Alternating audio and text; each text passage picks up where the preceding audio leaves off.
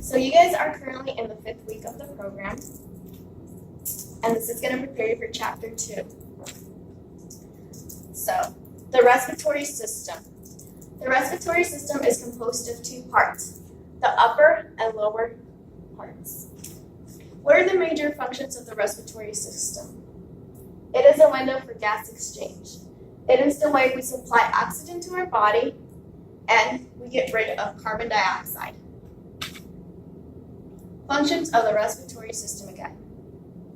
There are 4. So we get our acid-base balances.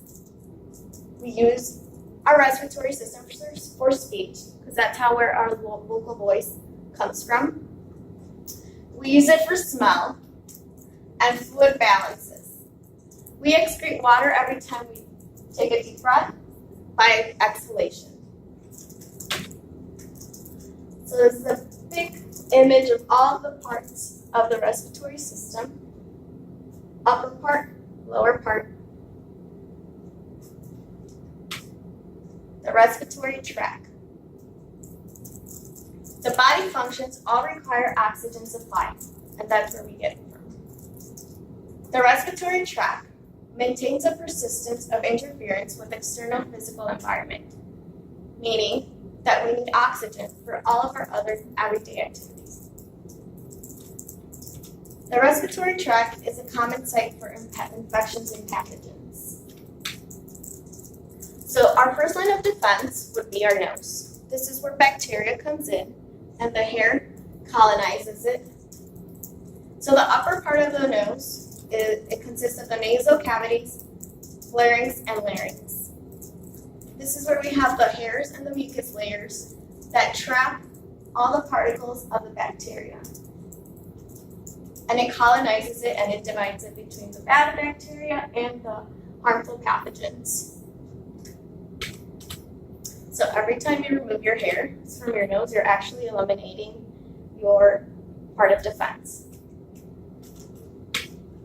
And then we have the lower respiratory tract. The lower respiratory tract is composed of the trachea, bronchi, bronchioles, and your lungs. That is the sterile part. Your mouth, sinuses, mouth, larynx, and pharynx, that's where the bacteria gets pocketed, but your lungs should not have any bacteria. That's when infections start to arise. So it is considered a sterile site. Okay. So when assessing our patients and their respiratory tract infections, what are some questions we're going to ask? Anyone? We're going to talk to them, and we're going to ask questions about their pain, their cough, if their cough is dry, if it's productive, if there's blood in their sputum, about their weight change. Patients with COPD usually have issues with sleep apnea too, with weight changes, and dyspnea. You're going to ask them to describe what kind of pattern they have, if they're using any muscles to breathe, the way they're sitting, if they need 6 to 5 pills to sleep. Any questions? No. You also want to ask them for their health history when taking a physical assessment. You want to ask them about current medications that they're taking and how compliant they are. You want to ask them about allergies, what medications they're taking. You want to ask them about their past medical history, including vaccines. Some parents don't believe in vaccines, and this is where you come in to educate them and let them know that they should be recommended, and you promote them. You want to ask them about previous histories. So if they had a PE, a lumpectomy, if they've had a lung transplant, because then the patient becomes more immunosuppressant. You want to ask them about their family history. So if they have TB, cystic fibrosis, these would be conditions that would be passed on if they do have children. You want to ask them about their occupation. What do they do for a living? You want to ask them about their smoking patterns. Does the patient still smoke? Did the patient quit smoking? If the patient is still currently smoking, that puts them at risk for lung cancer. So you want to screen to see what the patient could be at risk for. And then recently traveled, if they've traveled outside the country. So usually they want to know if they've traveled to South America or other places where tuberculosis is a big expansion. When you're performing your physical assessment on your patients, you want to inspect, make sure, take a look at their chest, you want to look at their size. A normal person would have a 1:2 ratio, and someone with COPD would be 1:1. You want to also palpate. So you want to palpate for dullness, crepitus, for resonance, and you want to do your tactile parameters. Tapping, or percussion, you want to do percussions, and auscultation. You always want to auscultate your patients when you're doing your physical assessment. So here's a little chart with 4 different percussion sounds. And if it's flat, it can indicate a pleural effusion. If it's dull, it indicates pneumonia. Timpani can indicate a large pneumothorax. And hyperresonance, it can indicate chronic asthma. What is normal? Resonance is normal. Here I have a chart with abnormal or adventitious lung sounds. So crackles in the lungs can indicate fibrosis or pneumonia. You hear crackles. If you hear rhonchi can indicate masses or foreign objects, and that's described as a snoring sound.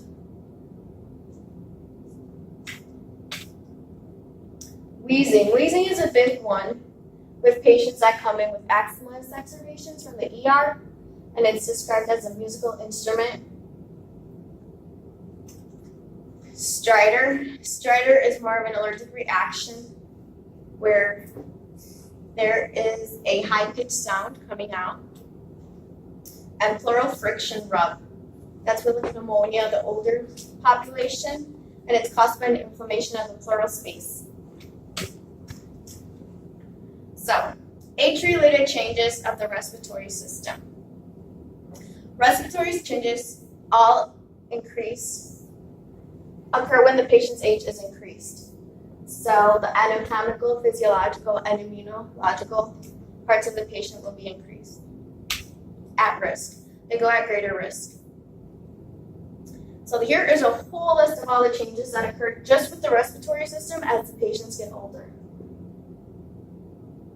So there is a decrease in height of the thorax kyphosis, there's a decrease in chest wall expansions, decrease in strength, decrease in elasticity of the tissue, increase in macrophages.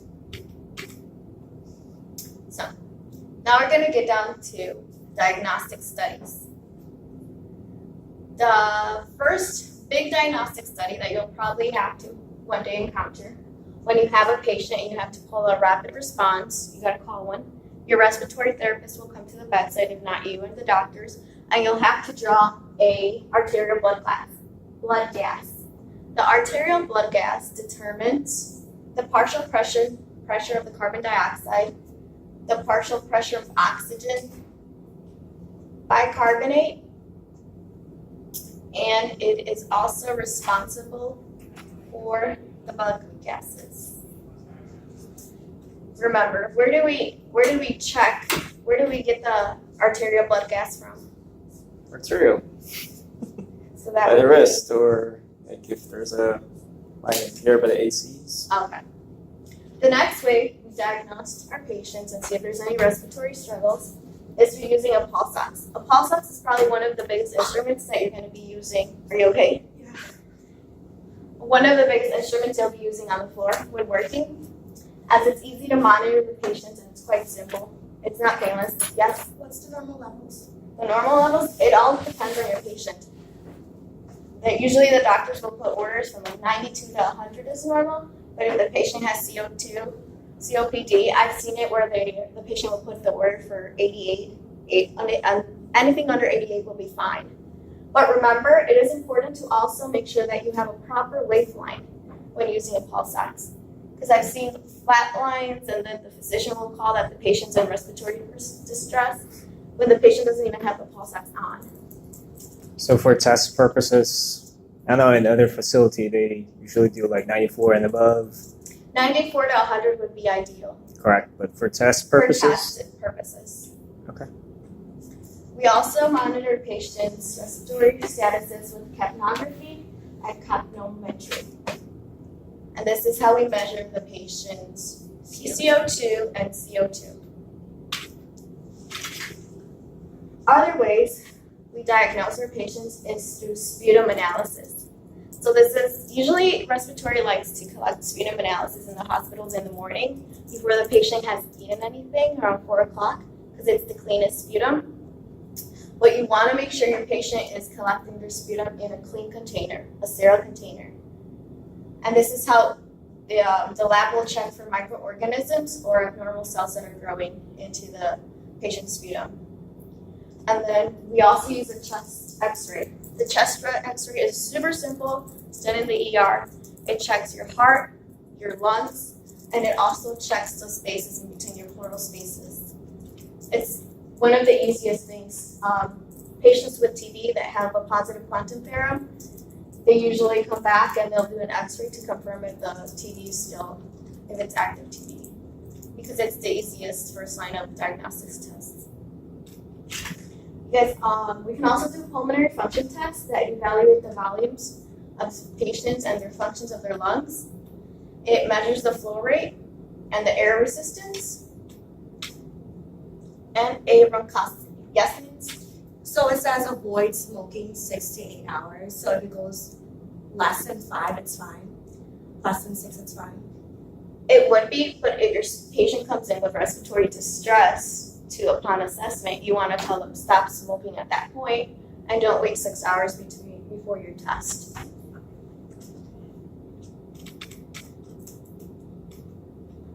And usually these will be done in clinic, or if the patient's in the hospital, it'll be hard for them to go out and smoke.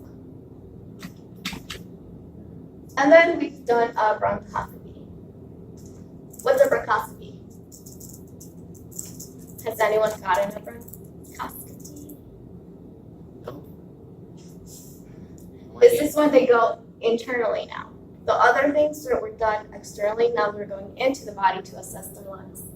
So it's a visualization of the respiratory tract. It's a small camera that goes into the device, and it takes a look at the larynx, the trachea, and the bronchi. It is detecting tumors, inflammation, and strictures. That's what it's looking for. It can also be used to remove smaller biopsies or polyps. And if it goes wrong, the doctors can cause a pneumothorax or aspirate the patient. This is why you want to get your patients to stop eating after midnight if you do work at a hospital that's promoted, MPO at midnight, or if the patient's going to come in for a test, just let them know don't eat before this, because we can promote aspiration. And then a thoracentesis. This is where the needle is placed on the patient's, they go through the patient's back to remove excess fluid. So it would be, How is the patient seated? the patient is seated in a tripod position at the bedside. This can be done at the bedside as long as it's sterilely done. So the patient's going to sit, they're going to measure egophony, or they're going to auscultate where the air is at. And then based on where the air is at, they're going to clean the site. The patient's going to be on a tripod position, and the doctor's going to insert the needle to remove air out of there. But before they remove the air, the doctor can go on and collect his specimens. And then another big one is the lung biopsy. The lung biopsy helps remove tissue to send it to the lab to get analyzed. Okay. Now we're going to go and move on to the flu. So it's almost the end of flu season, but it's also really important to still keep track of it. So the flu is highly contagious. Who got sick with the flu this winter? There's 3 types of flu. We have type A, B, and C. But the ones that we see over in the hospitals that cause sickness are either A and B. These are the most contagious during the winter, so those are the ones we get vaccinated for. And A has a very high, it can be very severe, very high tolerance to antibiotics. So how do we get the flu? Do you know, Abel? Not sure. How? Fluids. Fluids. How do we get the flu? Cold Well, season. yeah. So if I sneeze, if I cough, if I touch the surfaces, the droplets in the air will cause contamination, and then we'll end up with the flu. What's the number way to avoid the flu? Wash your hands. Wash your hands. But, I have a question. uh-huh, What are the type of flus, or what makes them different? what makes it the strand, the organism, Oh, okay. and then each year they're testing for different types of flu. So remember, it's direct contact. When you inhale or exhale through the respiratory tract, individuals who are contaminated can last up to 5 to 10 days with the flu, and they can be contagious. And when someone gets the flu, it can take up to 24 hours for the patient to start feeling the symptoms. So how do we manage the flu? How do we make sure that how do we confirm the flu? It can take up to 10 days, but now at the ED or CVS or small other walk-in clinics, they're using the rapid influenza diagnostic test, which only takes less than 30 minutes for it to actually come up to see if it's positive or negative. But we can also get cultures, rapid cell cultures, RTs, but those can take up to days. And sometimes when you walk into a clinic, a minute clinic, you need to know right away because you are contagious and you have to start your antibiotics. So what are the treatments? What's the number one thing that everyone promotes to avoid the flu? Flu shot. And you guys probably all got it because it's a requirement for school and your clinicals. So you want to promote the flu shot. There's a lot of parents that you'll probably impede that do not agree with the flu shot, but there was a lot of cases of that children dying over the flu shot this winter. So also, if the patient is an elderly, you got to promote the flu shot. If they have chronic illnesses already that within their respiratory system. So how do we treat it?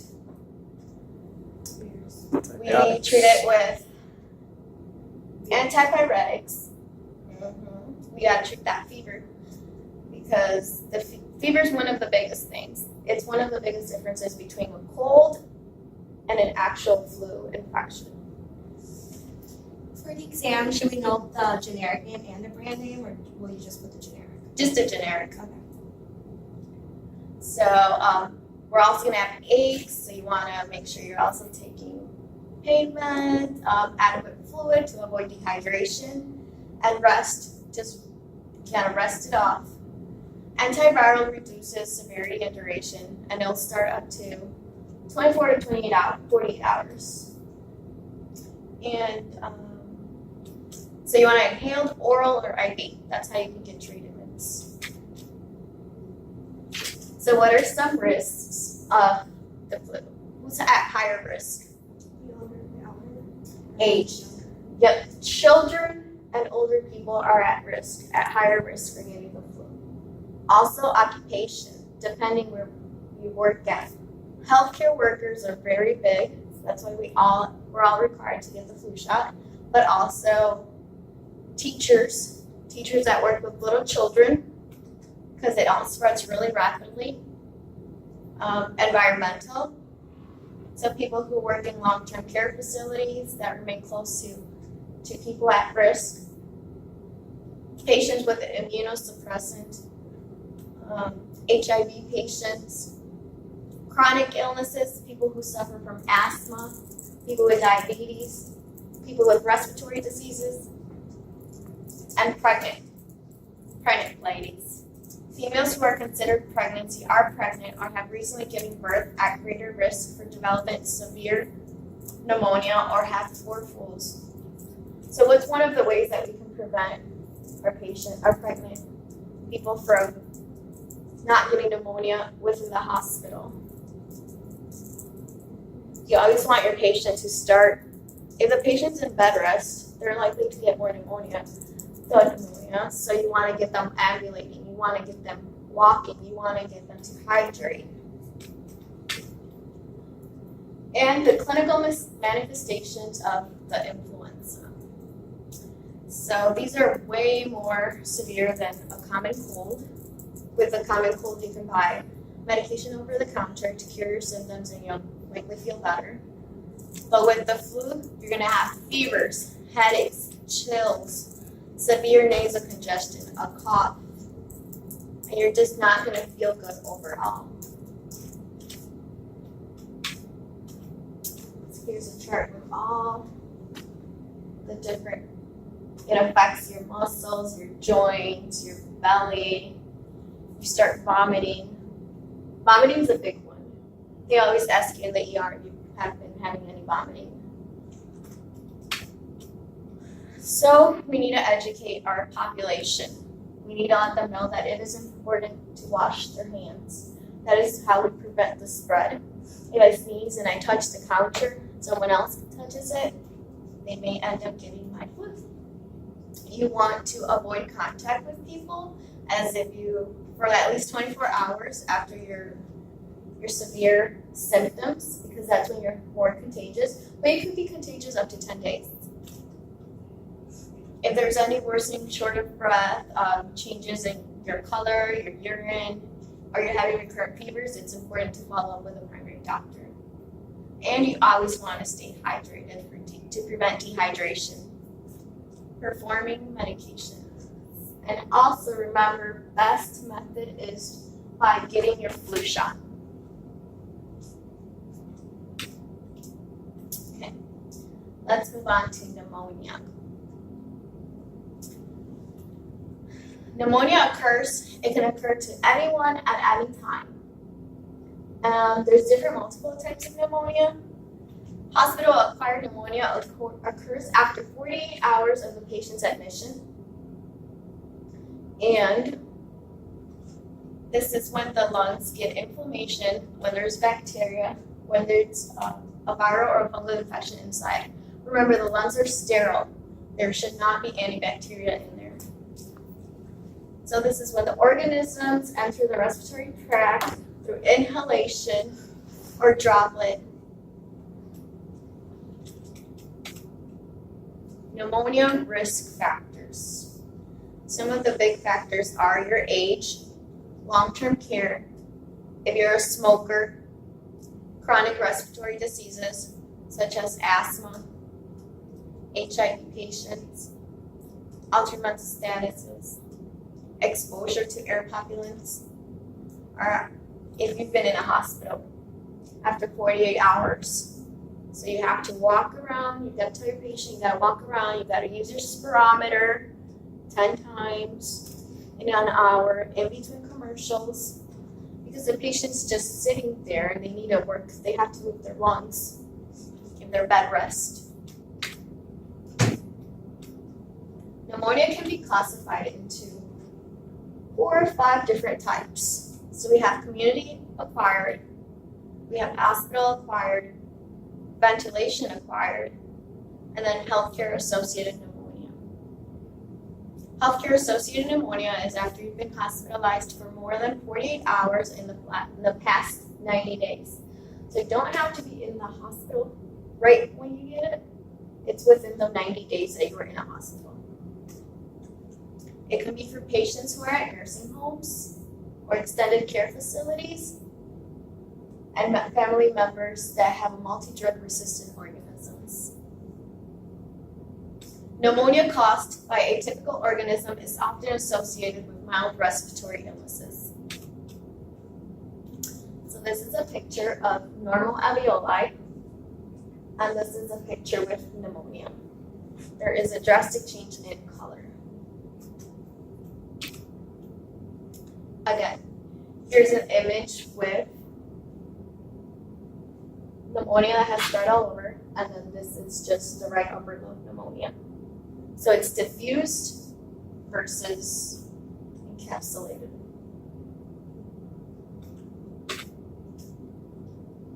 So the mild to severe clinical manifestations of pneumonia would be fevers, chills, fatigue, tachycardia, cough, and malaise, which is overall tiredness. So how do we detect pneumonia? Through laboratory or imaging studies, we look at their white blood count.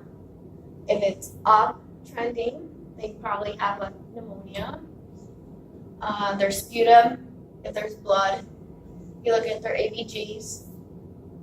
So do we want to obtain cultures before we give the antibiotics or after we give, do we give the antibiotics right away to prevent further evaluation of the further, what do we do Before. first? Get the blood cultures before.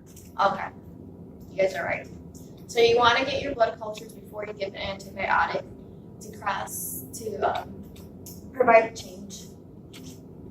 So we also want to listen to the patient's breath sounds. Yes, What does wheezing sound like? wheezing. Remember there's our big chart we just went over? Where is it? I think you passed it. Wheezing. So wheezing is described as a squeezy musical instrument. Can you demonstrate? I will. Can you demonstrate? I sure can, that's what I'm asking. Adam, can you demonstrate? I cannot. I don't know if I can do that. You should demonstrate for us since you want to know. And it's caused by an inflammation. Do you want to hear a YouTube video of wheezing? Sure. Sure. Sure. Nancy, what would you do if your patient comes in wheezing? I would check that patient right away. Check the patient right away. How would you check that patient right away? I would check their airway. What are we going to do first? Listen, check their airway. How are you going to listen? Listen. With a. Sometimes wheezing is so bad in patients that you don't even need a stethoscope. You just hear them.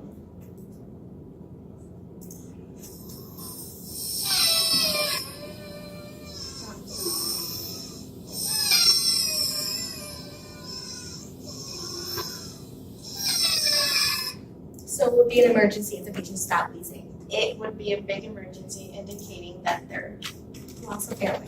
has closed up. And then you'll probably Intubate. intubate. You're probably going to intubate your patient. Where did we leave off? Right there. So wheezing is, that's me wheezing. But with pneumonia, you're also going to hear bronchi, crackles, brails. Any audible sound that is not normal will put your patient at risk. So we're going to treat pneumonia with IV antibiotics. That's one of the biggest that they use. And then they're going to bridge the patient to PO, oral antibiotics after the patient is more stable. But first we're going to start with IV. So to check for pneumonia, we can also do a chest x-ray. But the results can be delayed.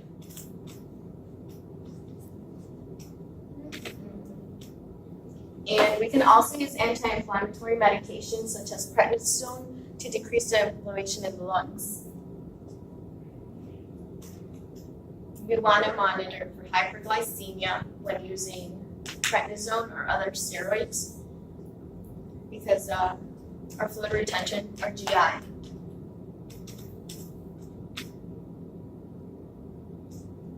Nursing actions for your patient that you want to do. So you want your patient to, you want to provide oxygen to your patient. You want to sit your patient in a high Fowler's position so they can properly breathe. You want to encourage adequate nutrition and fluids to hydrate the patient. And then the incentive spirometer, again, you really, really need to push for that. And early mobility, you gotta get the patient going. There's also a pneumo vaccine that's recommended for patients of all of 65 years and older, or adults that are 19 through 64 but are smokers. Okay, let's move on to tuberculosis because this is a big one. We all get tested for it in the before we go into clinical or the hospitals. What is the etiology of TB? So TB can be very dangerous and even life-threatening if it's an upper respiratory infection. It is caused by the organism M. tuberculosis, and it infected 1 in 3 out of the world's population is infected with TB. But it is more prominent in Blacks, Hispanics, and Asians. Yeah, or pretty much all of us. This is a big issue with people who are homeless, the homeless population. And it is also, how's it transmitted, do you know? Maria? How it's transmitted? Airborne. It is through droplet, inhaled from coughing or sneezing. And TB can stay in the air for several hours. So is it droplet precaution or airborne I think it's precaution? both. It's both. Okay. But what kind of room are you gonna place your patient in? Negative pressure. A negative pressure room. You wanna be cleaning that room. Your patient's And gonna would have you to be in a wear negative an N95 mask N95. or? N95. Okay. You don't wanna you can't use a regular mask. It's not gonna protect you.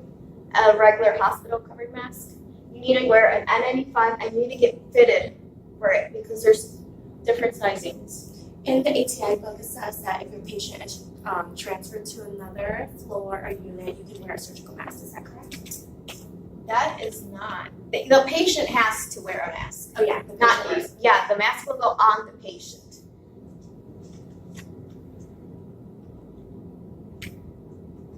And then TB will stay in your lungs, but it can go out to other organs in your body if it advances.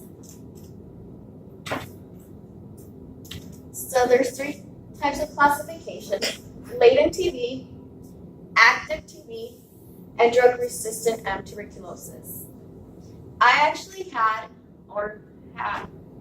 latent TB, and I had to take rifampin for 90 days.